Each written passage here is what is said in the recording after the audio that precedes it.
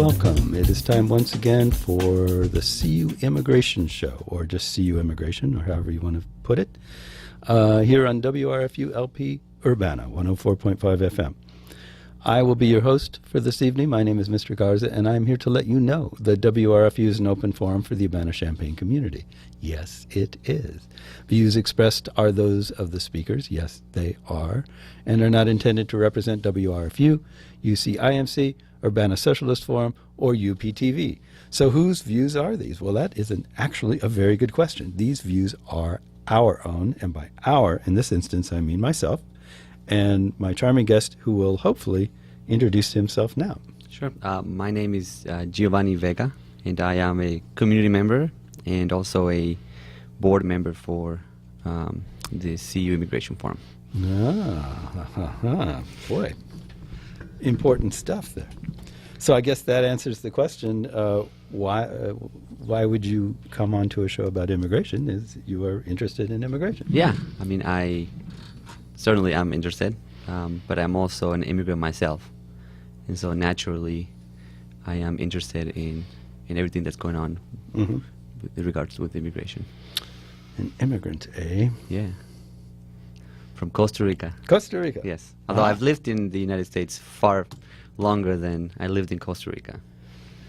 So. Yeah. So that's interesting. So was there a point where you felt the balance shifting between identity between I am Costa Rican and I am American? Like that's an interesting question. Like yeah. You were consciously like, I'm more American now, or did it just sort of happen slowly? It wasn't like I woke up one day and realized it. It was certainly something that took place over time. I will say, though, that I did struggle with that a little bit. Especially, I mean, I came here when I was 12 years old. You know, you're pre-teen years. You're starting to form your identity, and all of a sudden, it was everything that I knew was different and changed, and who I was and how other people saw me was different. You know, because I came from a place where I was Costa Rican who spoke Spanish and was part of the culture and the society, and then when I first moved here, I was an outsider, a foreigner who didn't speak English or spoke with an accent. So, I guess it's a silly question in one way. You know, like, did you wake up one day? But I suppose there would be or could be events that would just like happen to you where it would just hit you, like, wow, I'm American now. You know what I mean? Like something that would happen. Well, I guess the most symbolic thing would be when I realized that I was at a halfway point. Like, wow, I've lived here half of my life and half of my life there.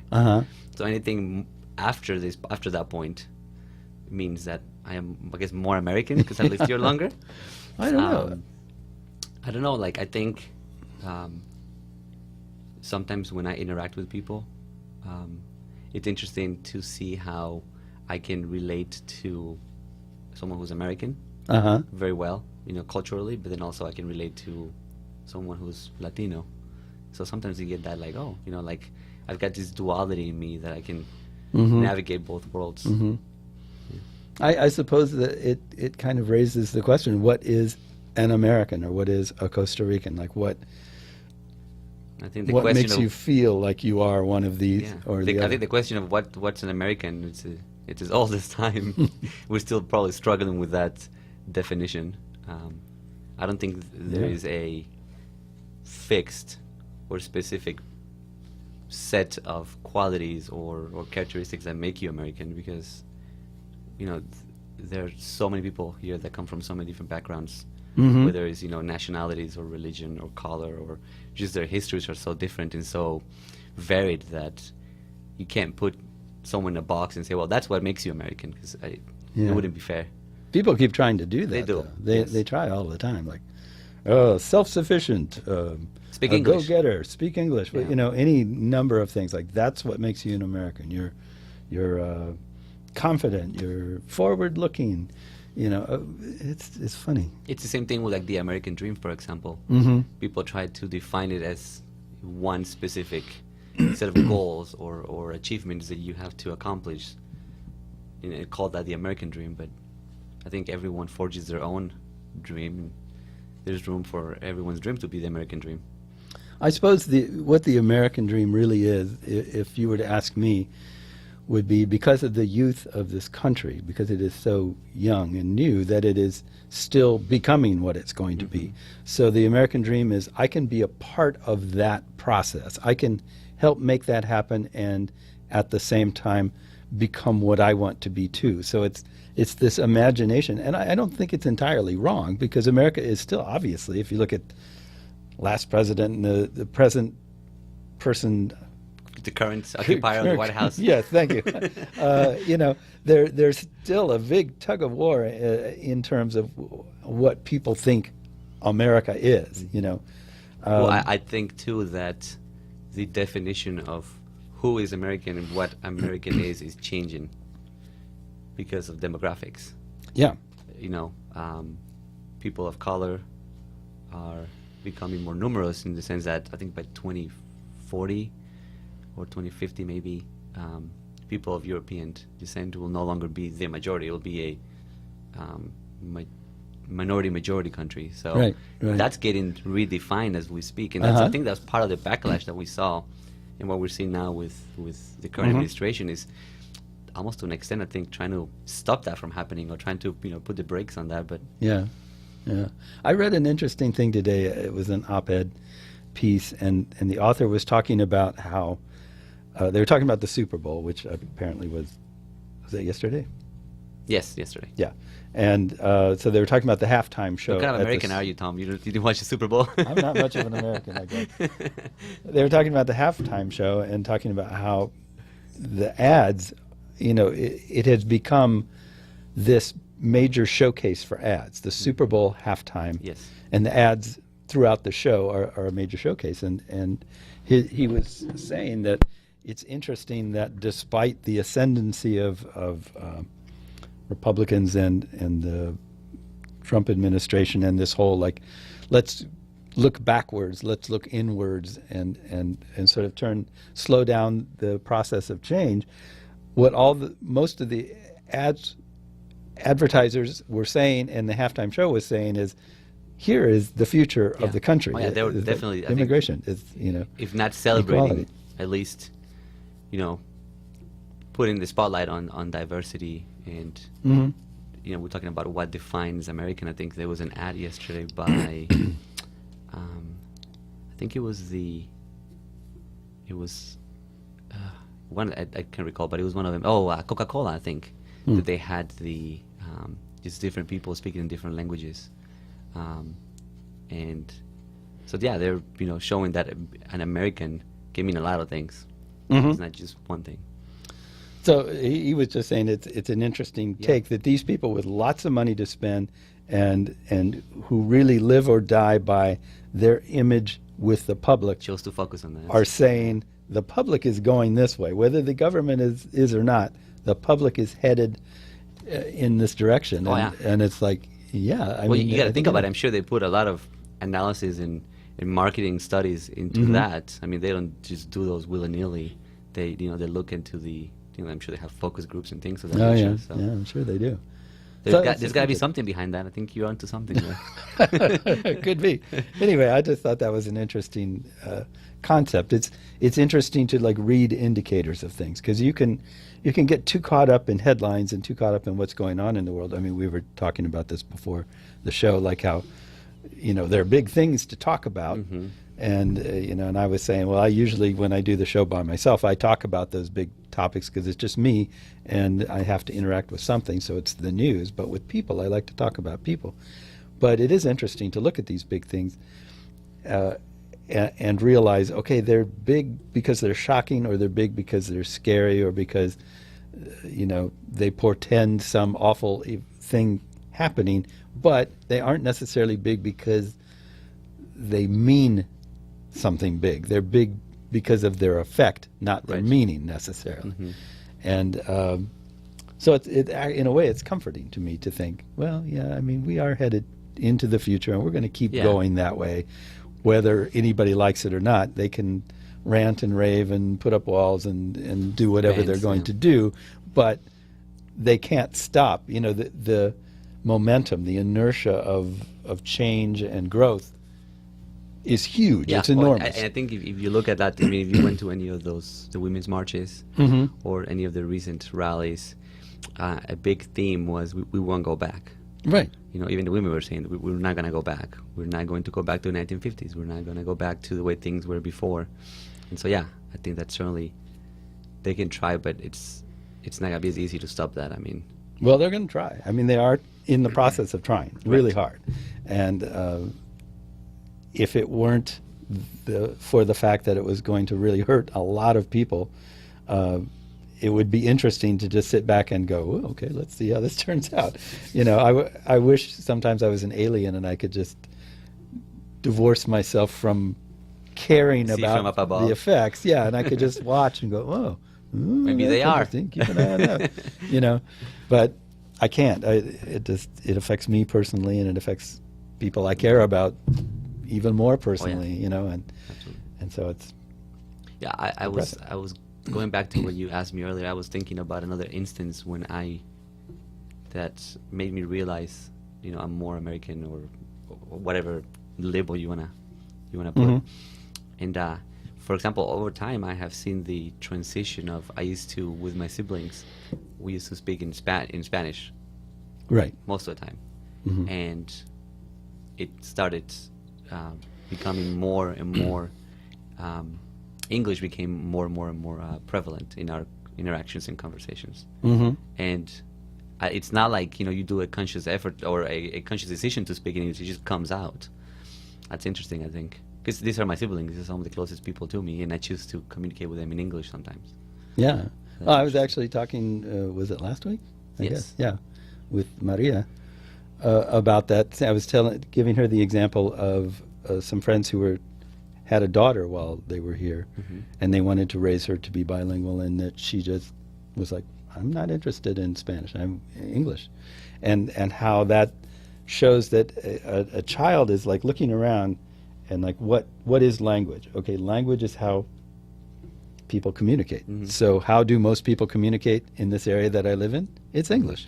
You know, and that's like it wasn't a choice. It was not like she's making a conscious choice like, I don't know about Spanish. She was just like, this is communication. This is what everybody does. This other thing you're doing, okay, I can understand it, but it's not relevant to the broader goal of making myself understood and understanding other people. And so in a sense, you know, what you and your siblings were doing was making that same judgment call. It's like, okay, this is how we communicate, but in this larger area, you know, that's I think also the fact that I'm the oldest of four, and so I was 12 when we moved here, and so I had a lot more memories of home, if you want to call that, of Costa Rica. Right, yeah. And obviously, you know, I had more schooling in Costa Rica, and so my exposure to Spanish was a lot, you know, greater. Whereas my youngest sister was 3 when we moved here. So to her, English it's more dominant. She's fully bilingual, and she can speak Spanish and understand it, but she always, you know, falls back to English whenever she wants to communicate. And so I think that also has to do with it. We all came at different ages. What remains constant and interesting is the fact that even with our parents, we still communicate in Spanish. Yeah. I don't think that's going to change. There's also, I think, a lot more I can, as far as feelings or like intimacy, that I can say in Spanish than English. I don't know why. It may be because that's my mother language. I don't know. Yeah. I am contending with the whole bilingual education thing now that I have a son, and we are raising him in a bilingual, I guess, household. Although we chose the instead of the simultaneous, we chose the sequential bilingualism, which is we first taught him Spanish, and as he began going to school, preschool, then English was introduced. And so right now he's fluent. I mean, he's, for whatever a 4-year-old can be fluent, you know, you can call it that, but he speaks Spanish. That's his first language, and that's what he speaks mostly, and he's learning English. So, and it's hard. It is. You know, it was very hard for him and for us when his first day of school, because he couldn't communicate with his teacher or with his classmates, and you know, there were times when you doubted whether that was the right thing to do. But I think that And my wife is from Mexico, so we're both Spanish speakers. Right. It makes it easier. I think we both decided a long time ago that we wanted him to be able to speak Spanish because we wanted him to have that the dual language and cultural experience and be able to speak to family back in Costa Rica or Mexico, but then also he's gonna learn English anyways growing up here. Yeah. So I'm not too worried about that. But, you said something fascinating a second ago that just really struck me. You said that you could communicate emotional intimacy, things like that better in Spanish because that was your first language. And it made me realize that I'm sure you know all the appropriate words in English to use in the same situation, but they don't have as much weight. You know the meaning, but the weight, the reality of the word and the meaning that comes from living it, experiencing it, and growing with it. Yes. It's just there's more weight to those words, so you can say amor, and it means more than you can say love. I love you, or so, even in Spanish we have the te quiero, te amo, where like they mean different things. You don't have that in English. I mean, I don't know if it's that, but I think it's interesting because I was also reading an article once about how that also plays out when people use curse words. When they use profane language. Sure. And I see it with my mom, with my dad all the time, because sometimes they'll say something without knowing exactly what it means, and they don't give it that weight or that gravity that it has, and so they'll just blurb out what will be a horrible word, and you're like, what are you saying? Don't say that. But they don't attach the meaning to it that other people would, and so I think they feel English less than they do Spanish, and obviously they were a lot older when they moved here. So and speaking as an older person, it is really hard to learn language at this point in life compared to when you're younger. I mean, I struggle. If I had one curse that I could place on my parents, it was refusing to teach me anything but English when I was little, because I grew up with this. I didn't learn anything else, and now that I would like to know it and like to have it as a kind of a reference point and a way of connecting to sort of my heritage going backwards, I don't have it. Yeah. Well, in addition to obviously the economic or cognitive benefits that you could have gotten from it. But I'm glad you say that because it makes me feel good, and I'm thinking about that. I'm like, well, hopefully my son will then thank me one day and say, Not for a while. Right now he's probably going to be annoyed by it, but yeah, someday I think he will. Well, and he's now coming, because he's going to school now, it's turning into this thing where he's now trying to reply in English. And so we have to be very steadfast in keeping the Spanish alive at home. Right. Because, otherwise, you can lose it quickly. And then the other thing is you need to make it fun and not make Spanish something that you only use when I am scolding him or when I am, when he's in trouble, because then he's going to associate that with a negative thing. So we want to make sure that it's present in all different family dynamics, and I think about that. I don't know. That's interesting. Yeah. So you see the future of your family here? Yes. Yeah. Well. Yes, I do. Although with what you see nowadays happening. Well, yeah. It always makes you as an immigrant, it makes you afraid. Sure. I mean, there's who knows what they can come up with next, or what they're liable to. I mean, I think honestly, I think they're just going to keep pushing until they get stopped. Yeah. So they're not. Well, there was a judge in Seattle that put a stop, at least for now, in some other stuff. So. For now, but it's all a dominance game, and it's all I'm going to go as far as I can till somebody stops me and keeps me from going. So who knows what he's going to come up with next and how. But I think that's why it's important that and I guess I'll put my CU Immigration Board member hat on and say that's why it's important that people get engaged and organized, and that people go out and take action and resist, because like you said, they're going to try to push as much as they can. And if they find no resistance, then they'll just keep going. Yeah. And so people ask me that all the time, like, why do you do this? What difference does it make if you go out and protest, or what difference does it make if you have this workshop? And in the grand scheme of things, it may not have a direct, significant impact immediately, But like the accumulation of different people across the country doing the same thing certainly does have an impact, I think. Yeah. And it's important that we continue that work. That's a question I get all the time. Really? I'm surprised at that. I would think more people would understand that just kind of intuitively, that it is the way that people with power have ways of expressing their views. They have a voice. They can make laws, they can make rules, they can, whatever. Pass executive orders. Yeah, executive orders. People without power don't have those mechanisms. No. So what do we do? What do we do when it's like, no, we don't agree with this? We get together and we say, we don't agree with this. And I understand it. I understand it completely. I'm a political science major, so right. I certainly understand it. But I do get that question a lot, and it's sometimes, I don't want to say discouraging, but you're like, I wish sometimes it comes from the people who are least engaged. Yeah. So you want to say like, well, have you tried this before? Like, have you done anything before, or are you just speaking from your armchair? Yeah, I think they are. Well, they don't see an immediate effect necessarily. Sometimes we do. I mean, sometimes it's like if enough people protest, then something happens, and you go, wow, it actually worked. Other times, that's not even the point. No. Sometimes the point is just to stand up and say, I feel like something's wrong. Does anybody else feel this way too? And you say, well, I think it's wrong. And that person says, I think it's wrong. And then you kind of reinforce your feeling like, okay, I'm not crazy. There is something wrong. Look at all these people that say there's something wrong. And sometimes that's all you manage to do. Well, sometimes I think you have to speak out or protest or take action, not because it's going to achieve anything immediately, but because it's the right thing to do. Yeah.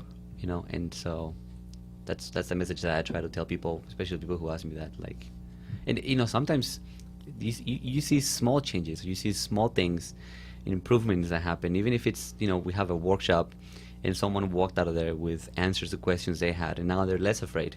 Yeah. That's a gain. That's something that we did that had an impact on someone. It maybe didn't change national policy, but then again, we're a small group, or if you're working at a community level, you're not going to have that impact, but you can start by having an impact at your own community. I think that's important. I do too. I think so. And that's partly, I suppose someone could ask me, why do you do this show? Does anybody listen? I don't know.